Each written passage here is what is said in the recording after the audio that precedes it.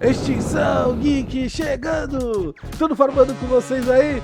Fala, meus guerreiros e magas de plantão! Sejam muito bem-vindos a mais uma análise detalhada aqui no nosso canal desse anime que tem conquistado os nossos corações, Frieren e a jornada para o além.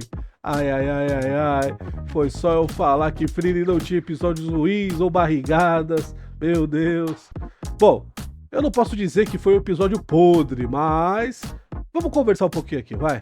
Se você achou que a vida do Planalto Norte seria só batalhas contra monstros e climas hostis, o episódio 5 da segunda temporada de Frieren chegou para provar que o maior inimigo de um elfo imortal pode não ser o Rei Demônio, mas o SPC e o Serasa do mundo da magia. É isso, hein? Isso mesmo. Depois da tensão da muralha e do heroísmo na defesa da vila no episódio passado, hoje o anime puxou o freio de mão da ação frenética.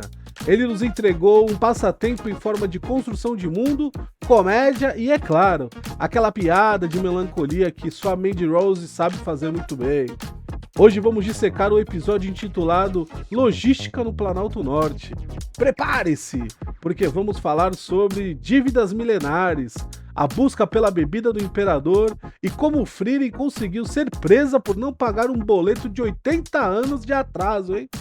Que é isso? Peguem suas picaretas e escondam suas carteiras, porque a análise começa agora. Enquanto rola a vinheta, já se inscreve no nosso canal se ainda não fez, deixa aquele like que é bom pra todo mundo e dá uma moral pra gente aí, pessoal. Vamos lá?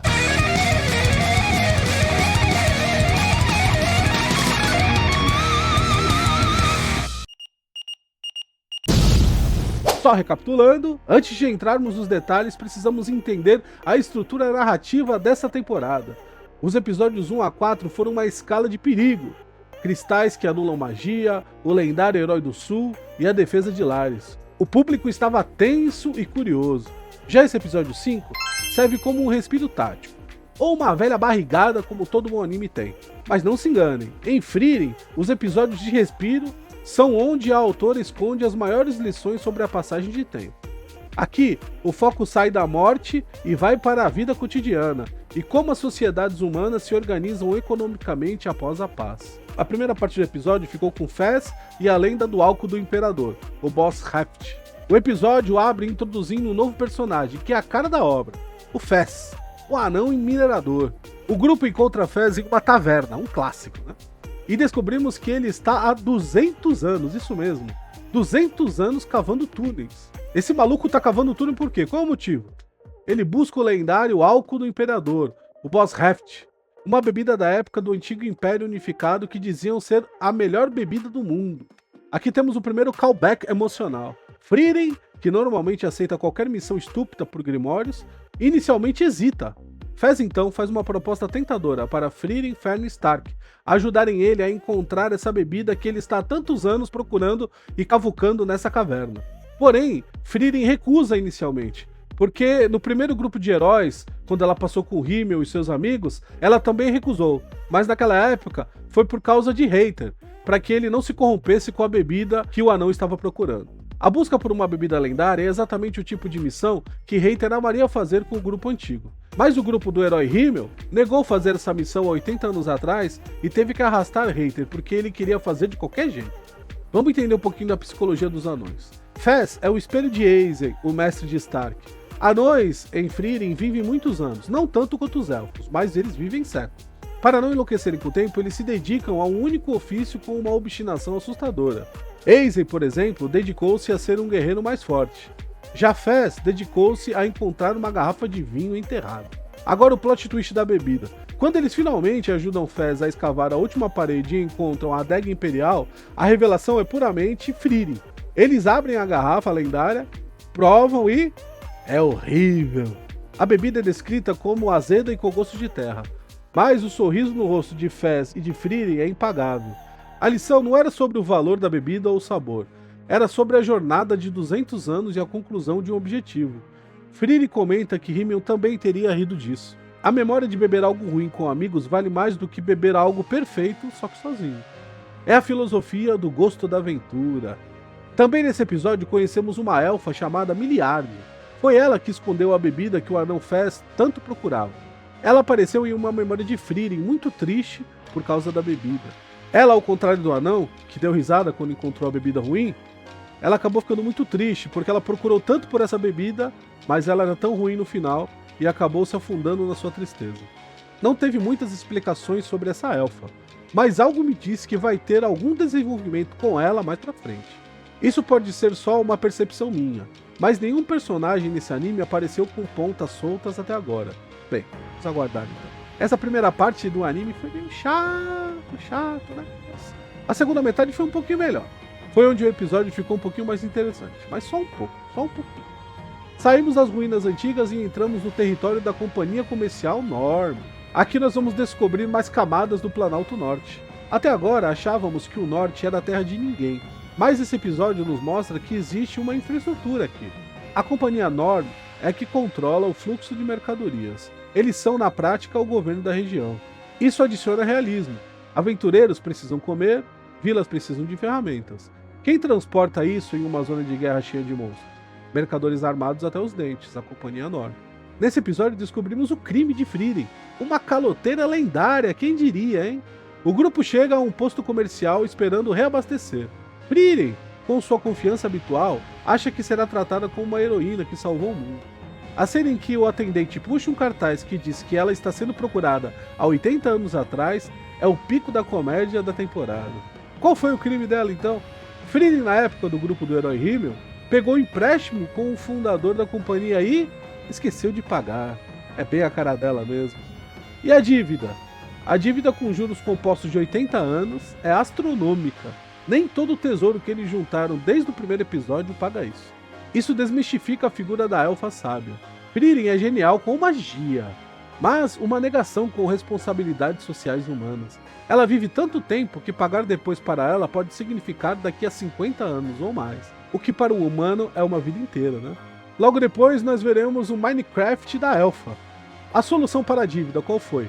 Trabalho forçado em Frieren. O neto do fundador da Companhia Norm, que agora lidera os negócios, não quer saber se ela matou o Rei Demônio. Dívida é dívida. Ele mandou Frieren para as minas de prata. E como ficou Stark e Fern? Qual foi as reações deles? Aqui vemos a dinâmica pais e filhos invertida. Fern fica morta de vergonha. A expressão de decepção dela, o famoso punch, atinge níveis críticos. Ela, que cuida do dinheiro do grupo atualmente, não consegue acreditar na irresponsabilidade da sua mestra. E Stark? Ele é bonzinho, né? Ele sugere que eles trabalhem também para ajudar a pagar a dívida mais rápido. Mas Frieren diz, não, podem continuar a jornada sem mim. Frieren aceita sua punição com uma tranquilidade estoica. Para ela, passar anos minerando é apenas um pequeno passatempo. Mais uma vez, a percepção de tempo dela é a piada e o drama ao mesmo tempo. Chegamos então na mina e a magia que ela utiliza. Um detalhe técnico importante. Frieren nas minas é eficiente demais. Ela usa magia para minerar. Mas a série foca em como ela se adapta a qualquer situação. Ela não reclama, não tenta fugir. Ela vê aquilo como mais uma experiência antropológica.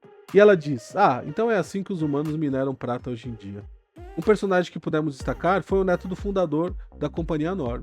Vale a pena falar dele, ele poderia ser um vilão ganancioso, genérico, mas ele é apresentado como um homem de negócio justo.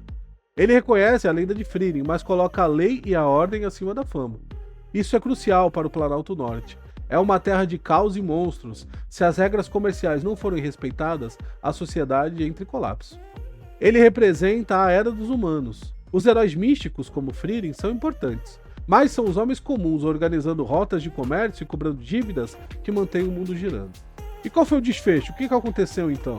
A liberdade ou ela continuou presa? No final, Frieren, com magia, ajuda a achar muita prata e paga sua dívida. E por consequência é liberada. Mas o plot twist final do tempo que ela passou na mina fez ela sair satisfeita por ter aprendido algo novo com os mineradores. A reunião do trio é reconfortante. Fern e Stark estavam traçando um plano para invadir as minas e resgatá-la. O grupo volta para a estrada, agora com os bolsos vazios, mas com a logística resolvida.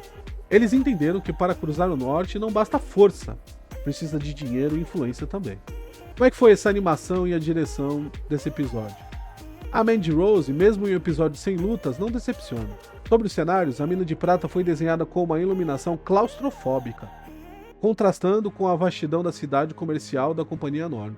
Já as expressões faciais, o episódio é carregado pela comédia visual. As caras de tédio de Frieren enquanto ela está sendo sentenciada pelo cobrador de dívidas, e ela nas minas também, são perfeitas para memes, é sensacional. A trilha sonora, como sempre, é muito boa. A música celta e medieval de Evan Kal brilha aqui. O tema tocado durante a descoberta do vinho Boshaft é nostálgico, evocando as memórias de Himmel, transformando uma cena de beber vinho ruim em algo que aquece o coração. Concluindo então, o episódio 5 da segunda temporada nos ensina que 1. O passado cobra literalmente. Você pode fugir de monstros, mas não pode fugir dos juros compostos. 2. O valor da experiência. Seja um vinho horrível ou meses de trabalho escravo numa mina, para Frieren, tudo é válido se gera uma história para contar no futuro. 3. A humanidade evoluiu. O norte não é só desolação. Existe comércio, existe leis e gente vivendo sua vida. O mundo não parou porque o Rei Demônio morreu. Esse episódio foi essencial para aterrar o grupo antes do próximo grande arco. Eles não são deuses intocáveis que só usam magia. São viajantes que também precisam de dinheiro e comida. Perto dos outros episódios da segunda temporada, esse foi o mais fraco, mais chatinho. Mas, como tudo em Frieren, esse episódio tem desenvolvimento e significado para explicar muitas coisas no anime. Mas pra mim faltou uma lutinha, um desafio perigoso, um demoninho, um monstro, faltou alguma coisa. Mas e agora? O que vem por aí? Os leitores do mangá sabem que a calmaria da Companhia Enorme é o prelúdio para algo mais sombrio. Estamos nos aproximando do território onde a névoa esconde segredos muito piores que a dívida financeira. Preparem-se para o arco do demônio do nevoeiro e o reencontro com fantasmas que não são apenas estátuas. E você, teria coragem de provar o vinho de 200 anos do Imperador ou prefere não arriscar? E o que você achou de Frieren, que em vez de pôr a mão na massa nas minas, utilizou magia para trabalhar? Deixa aqui nos comentários a sua opinião, porque eu respondo todos e interajo com todo mundo, hein? Se você curtiu essa análise detalhada, já esmaga o dedo no like, se inscreve no nosso canal e ativa o sininho. A jornada para a Indy continua, e eu estarei aqui para guiar vocês em cada passo. Seja um membro do canal assinando o nosso clube, receba conteúdos especiais e todos os vídeos postados no canal são liberados para os membros antecipadamente. Nos ajuda aí, pessoal, pois precisamos de vocês para crescer, sempre juntos. Um abraço para vocês e a gente volta logo com mais desse mundo nerd geek que nós tanto amamos. Até a próxima e lembre-se, não façam dívidas que vocês não possam pagar, pois se o Serasa e o SPC estão até no mundo da magia, por que um dia eles não podem bater na sua porta também, hein? Socorro! Ai, que medo. Pensa nisso! Fui! Bye bye!